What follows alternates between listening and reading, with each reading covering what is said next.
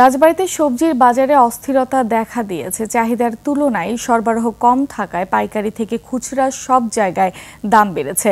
বেগুন ৮০, পটল, কচুরলতি ও ঝিঙা ৬০ টাকা কেজিতে বিক্রি হচ্ছে। কাঁচামরিচ কেজি প্রতি ২২০ টাকা আর পেঁয়াজের কেজি বিক্রি হচ্ছে ৭০ টাকায়।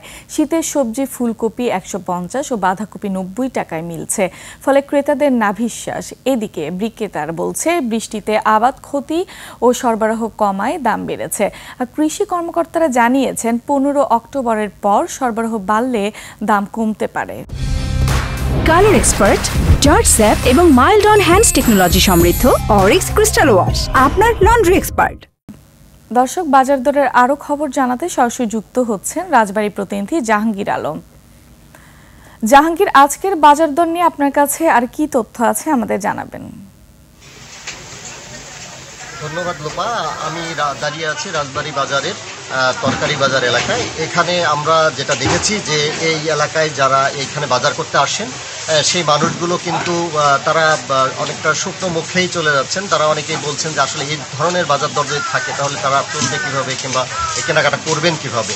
আমি যেটা জানতে পেরেছি এবং ব্যবসায়ীদের সাথে কথা বলে যেটা জানতে পেরেছি, আসলে আমাদের রাজবাড়ী জেলাটা পদ্মা নদীর পাশে অবস্থিত এবং পদ্মা নদীর বিচ্ছিন্ন চর এলাকায় প্রচুর পরিমাণে সবজি আবাদ হতো।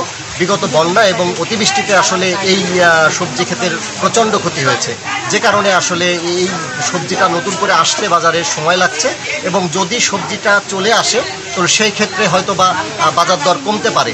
তবে চাষিরা চেষ্টা করছেন আপনার যে তারা নতুন ফসল যাতে শীতের আগেই তারা নিয়ে আসতে পারেন, যে কারণে তারা সর্বোচ্চ চেষ্টা করে যাচ্ছেন। বর্তমানে আমাদের রাজবাড়ীতে যশোর, চুয়াডাঙ্গা এবং সাতক্ষীরা থেকে বিভিন্ন অঞ্চল থেকে সবজি আসছে, যে কারণে এই বাজার দরটা কিন্তু একটু বেশি। আমি যা প্রশাসনের লোকজনের সাথে কথা বলে জেনেছি যে আসলে সরবরাহ যদি বৃদ্ধি পেয়ে যায় তাহলে হয়তো বাজার দর কমে যাবে। লোপা। জাহাঙ্গীর, আপনাকে ধন্যবাদ। দর্শক, বাজার দরের খবর জানাতে রাজবাড়ী থেকে এতক্ষণ আমাদের সাথে যুক্ত ছিলেন প্রতিনিধি জাহাঙ্গীর আলম।